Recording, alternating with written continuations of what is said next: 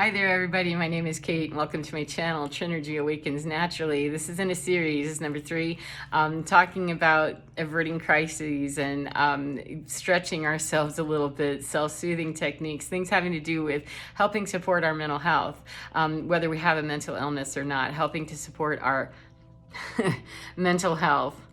I got a little thingy on the bottom of my phone so that I can put a hook and keep it around my neck, and it causes a problem with the stand I use, so forgive me, my logistics. So part of what I've been talking about, and all kind of, the mental health stuff that I talk about and that I've learned over the years is kind of, it's all integrative in some way or another. However, I'm breaking it down into individual videos so that I don't have a 3-hour video. They're already long and, boring perhaps, I don't know. But, what we can do to avoid mental health disasters, panic attacks, anxiety, stress, anger, all of these extremes in our emotions, is to do a lot of avoidance of, the things that would get us there. And part of that is to set really good boundaries for ourselves. And I mentioned that a little bit in my previous videos. And this is, where it's really important to understand ourselves. And we don't really know what a healthy boundary is with ourselves. We won't know what it is with other people. If they don't know what it is with us, we won't know it for ourselves. I mean, it's kind of, if we're in that codependency, other people don't have to understand my emotional balance boundaries. However, when I do, then that's far better. It's not mutually exclusive that they don't know what my boundaries are, that I won't.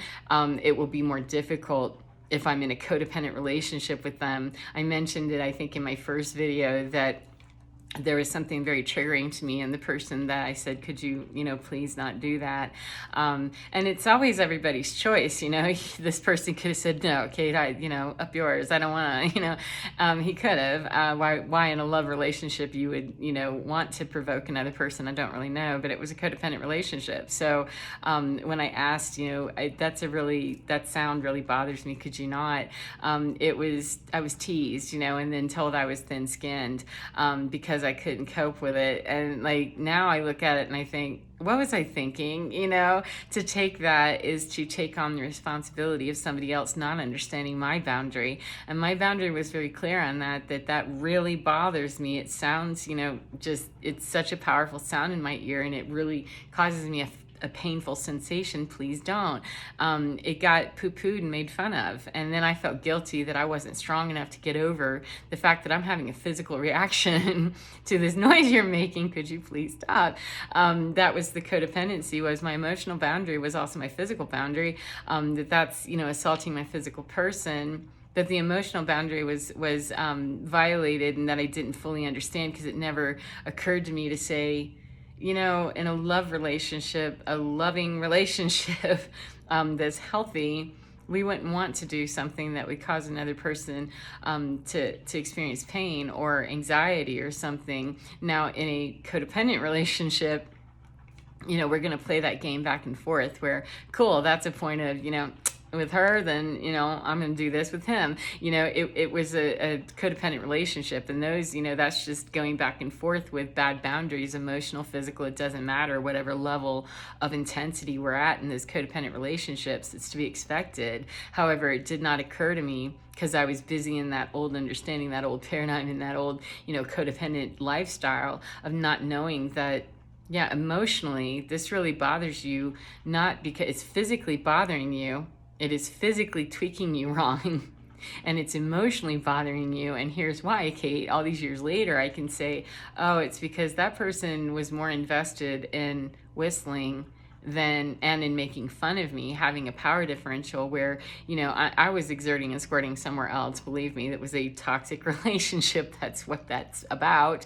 But it hurt me because I don't understand, why would you, do something that hurts my feelings? And that's what I thought was, it's not just hurting my feelings, it's causing me, discomfort in my ear, and then it hurts my feelings because it seems like you don't really care about that, and it's not bothering you, and that you're telling me that I'm somehow deficient and wrong, bad doggy, because I can't just get over it.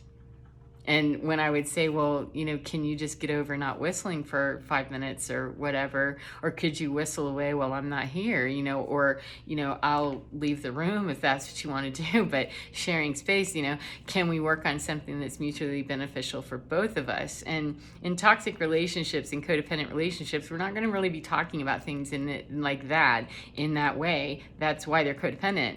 Because healthy relationships, of course, especially love relationships, we would not want to be doing something that would irritate or cause, injury to another person or harm or whatever. And even if we didn't want to stop the habit, I can't imagine how a healthy relationship would not want to, try to accommodate equally on both sides throughout the relationship.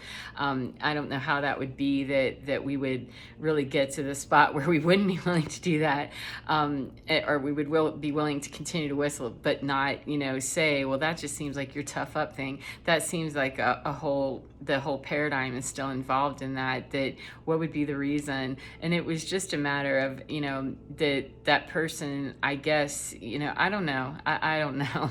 That's going into territory now that I'm thinking about it, that it doesn't matter. In a healthy relationship, we should, ideally, I love saying should, there's no should, don't should, I should not say should. In a healthy relationship, it would be ideal that we might investigate, if we're both willing to look at and self-reflect. Why would I ask?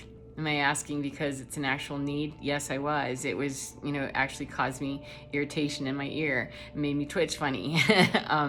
And that other person might self-reflect and say, why would I want to, make fun of her or tell her she has to toughen up or, nut up, baby, it's just whistling. What would be the reason? And when I started investigating that and looking at it, years later and seeing what that was it hurt my feelings. It's not just that it hurt my physical person, it hurt my feelings because that was a power struggle unnecessarily just to be able to have one. And if we're not self-reflective to really learn where our boundaries are or understand where other people are encroaching upon them, a good way that we can get very close and personal and understanding them is when we feel those, I felt that hurts my feelings. And then when I said, that really bothers me that you're, telling me I need to toughen up, and that's just not something that I don't have any control over the sounds that bother me. If I was just being petulant about it, or, a hothouse flower that, oh, please, don't do that. Don't wear that color. Don't, I don't know, whatever. If it was something that really, that's a valid concern, and it's valid because I'm asking you. In a healthy relationship, that's doable. We can trust that. In those codependent things, it's not valid at all when somebody invalidates us and we buy that and we go, oh, okay, I guess I really don't have the right to ask her that. Or we go the opposite direction and say, oh, that cologne stinks, that color you're wearing smells, looks bad, or anything imbalanced that is, extreme like that.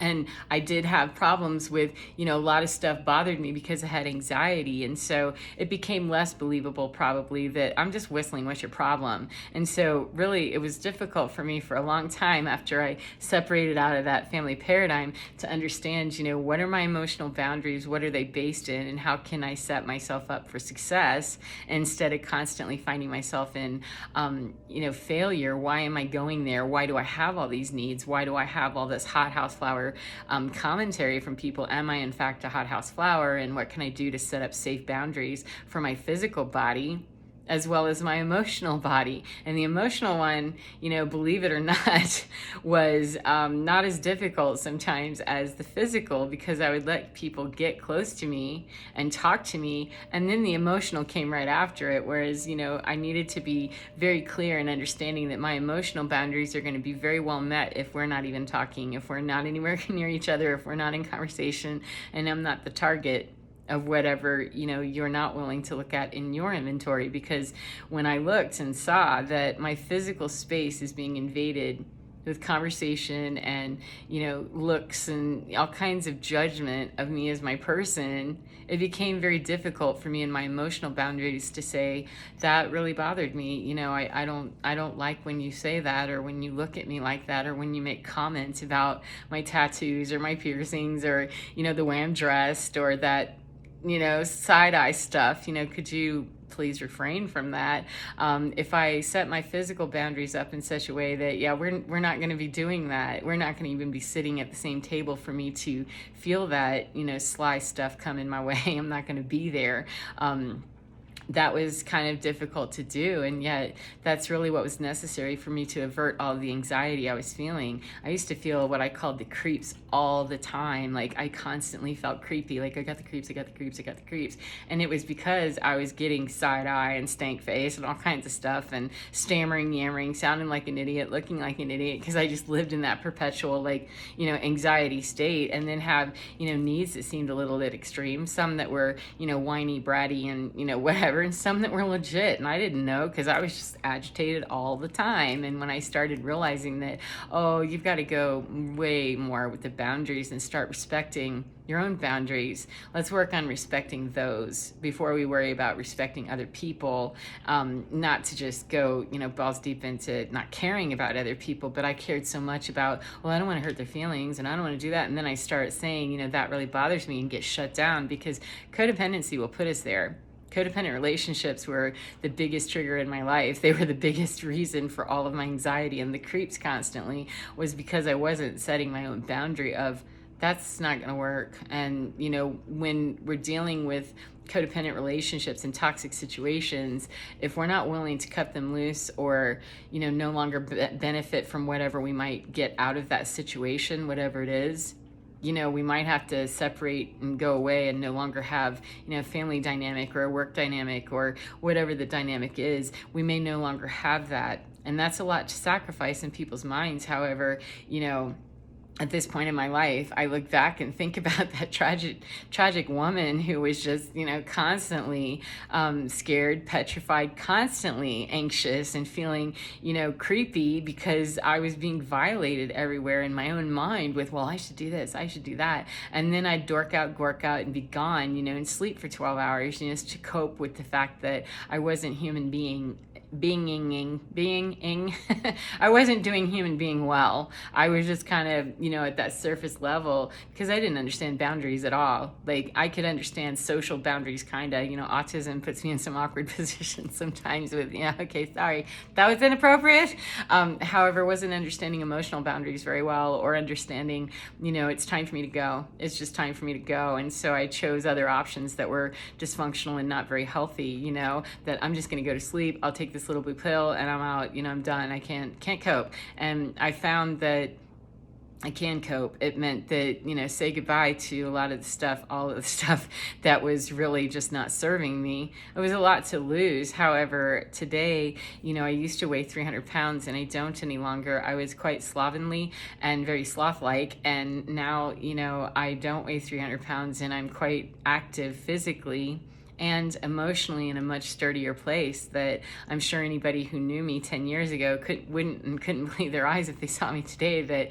That's that heap, that mess that, was so codependent on other people. And that was the biggest thing that really was so difficult for me to understand about establishing boundaries for myself, is that I was in codependent relationships. However, I'm not inherently codependent as a person. I know how to be very independent, but I had moved myself into that submissive and seemingly submissive sometimes, and not so seemingly submissive other times, because I would fight and, no, I don't want to do this, except it was all unhealthy and all toxic. So, trying to break out of a paradigm where we don't actually break out, I didn't understand the boundaries on that, oh, this needs to be physical as well as emotional, because the physical is going to help the emotional get into check. And now I don't let people in to my physical boundary if they already creep me out, or because I don't live with the creeps all the time. I can definitely tell when there's that's suspicious, very suspicious. Index of suspicion is very high. If I already get that, then I'm not going to be into it for very long, unless I know, for some reason inside me that just this is safe enough to keep going, to, consider the conversation or whatever it is, the situation. However, if I'm getting a very sharp, like I said in one of my other videos, if I'm going somewhere and I start to feel the sense of, no, stop, this is, nope, don't do that, then I turn around and I literally drive away. Even if I drove an hour to take that hike that day, I will turn around and go find somewhere else to go, because that's my instincts telling me, your boundaries that you've been working on, Kate, you're getting ready to violate one, or one's getting ready to be violated by something else. And we're telling you, your own instincts telling you, Mother Nature is going, and that's with people also. Because my physical boundaries, I can control that to some degree. My emotional, if I let, strange people in that already feel kind of funky and weird to me, then it's quite possible they'll jerk me around emotionally if I let them. If I just keep the barrier up of, that seems highly suspicious, then go cautiously. And then when I have more information about, that's what that really is, then I don't have a problem and I haven't exchanged anything physically or emotionally. It's very difficult to do, though, in the midst of codependency when we think that we really have to have somebody or something. It wasn't until I had nothing and nobody that I realized, oh, you don't need that because you don't have that, and you don't have that, and you don't have that. And it was tough, it was really tough going through that separation of me and the Matrix, man. That hurt for a minute. But I'm so glad that I did, because now I understand what emotional boundaries are and physical boundaries, and neither are being violated any longer, and both were being violated heavily. By people I didn't know sometimes, that, I'd be destroyed by something they said, and my physical well-being was being challenged routinely because I didn't understand how to tell people, no, you're not going to be able to do that. Don't get comfortable and park here, just because, taking my kindness for weakness thing, they could, and they were legitimate because it was very kind, and it was a weakness to not, I don't want to hurt their feelings. A predator, you might want to be able to identify the predator, and we're not going to be able to do that, Kate, for as long as you're, playing the predator games. You got to get out of the Hunger Games to understand how to go and break the games, and you have to survive the Hunger Games first. It's all, it's quite a lengthy process sometimes. It took me a while anyway, quite a while, and I still learn, every day I'm constantly learning. But I know that listening to my own insides tell me that that's not cool. I also don't listen to anybody else define for me anymore. Well, toughen up. Somebody that's willing to tell me to toughen up when I've asked, please, this is a genuine, heartfelt, vulnerable spot for me where I'm asking, can you please? And their retort back to me is something along those lines. That's a boundary that's established itself. It's just a matter of being strong enough to honor that, recognize that, see that, and go, yeah, I'm going to have to go now and, not get to know you, because all of it cleared out. I'm no longer living in those toxic relationships anymore, but I don't create new ones. And sometimes, it causes me to cry and feel lonely and all that other stuff. And then I think, yeah, I'd still rather be here doing lonely life sometimes, or crying every once in a while, than to have people or a system in place that's really not safe, and I feel creepy all the time. It left me not knowing when that creepy feeling was really, there's danger. I mean, there's a subliminal level of danger all the time isn't good. However, it'd leave me in situations where I trusted, a neighbor that came into my house without me wanting him to come in, just came in and just did what he wanted. And that would have never happened. Today, it would never happen, because no, you're not gonna have a key. It's inappropriate to even go that direction.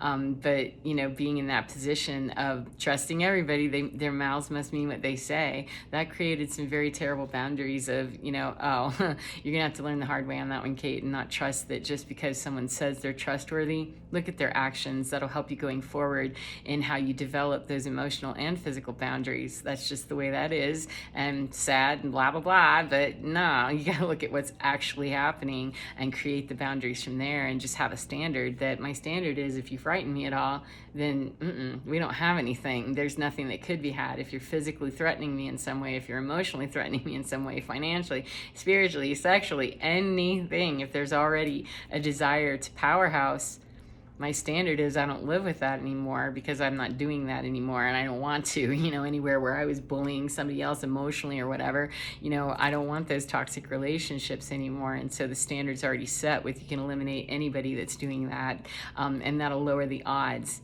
that you're going to be caught in that kind of a situation, having to deal with a neighbor that just took advantage of somebody that was awful, and it was completely, it was just awful. It was terrible, and it was unwarranted to even come into the house in the first place under the guise that he came, but even more so that really, okay. And, you know, we all learn our lessons. Fortunately, it wasn't any more tragic than it was. However, it was highly inappropriate and traumatic regardless.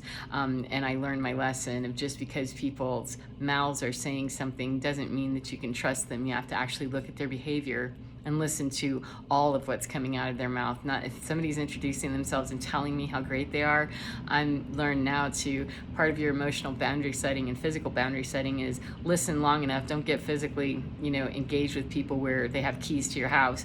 You know, if they're having to tell you what a great person they are, listen to the whole conversation and get to know them before any boundary set other than the furthest one away. And it can sound very, you know, shut down and all of that, and it's going to have to sound however it sounds. However, I've kept myself, you know, the healthiest I've ever been and the safest I've ever been with keeping people at a distance until you prove yourself, or until I feel comfortable with what you're saying, that you're actually consistently saying and doing, you know, safe and healthy things. There's too many people losing their beans right now. There's a lot going on in the world, and there's a lot of intimidation that's being flared up because people are losing their positions of power and they don't like it. So it's a difficult time perhaps to start learning boundaries, but I took my lesson with I don't want to learn those harsh boundaries by not just installing some pretty strict my standards here and sliding and gliding for somebody down here. No more, thanks, no way, I'm not interested. I learned already that that hurts, and in many ways. So anyhow, I'm going to end this one and just say that, you know, when we set up good boundaries for ourselves every single day, you know, it's excuse me, it will help set up boundaries for when we're in a crisis situation also, that we can, you know, let people know what's a safe distance to, you know, I don't know you and I'm feeling panicky. I'm either, you know, maybe going to want you to stand, you know, away from me, don't touch me, or could you please, you know, just come sit next to me. When we know what those safe boundaries are outside of an emergency, outside of a crisis, outside of a panic attack or whatever, we can really, you know, best help ourselves in the midst of one of those. And that just takes practice with knowing, you know, what is a safe distance that a person can normally stand, so that when somebody, you know, gets real close and intimate with me and I don't even know them, then I can tell the difference between that's odd, you know, please back up, and then get okay with how awkward that is, that people who lack boundaries, they get super embarrassed, sometimes they get mad, sometimes they project, you know, well, I was just, you know, whatever, that just has to be what it is, but I'd really appreciate it if you back right up, all right? You know, and it can be very awkward if we've come out of years of being just kind of a, okay, you know, a carpet or something. It can be a little bit awkward. However, it's the safest, and we don't have time anymore for people to worry about, you know, butthurt feelings. I'd rather that person that I don't know perhaps get butthurt feelings and go home wondering, you know, or not, than me not making it home because, you know, I've had some instance of, you know, being harmed in some way. So butthurt feelings are, you know, they're the first things to go. Just, okay, take your butthurt feelings. However, please back up, because I don't know what your intentions are until I see them, and you getting close already implies that, you know, you're willing to go over some lines that I'm not. And when you can't back away without getting butthurt, mad, or whatever, then we've already gotten some valuable information, Kate, and keep moving this the other way. Don't wait. So anyhow, take care of yourselves, enjoy yourselves immensely, whatever you're doing, whatever part of the day you're in, and remember, get within your skin, because you're divine. It's absolutely fine. Take care. I'll see you again next time. Bye-bye.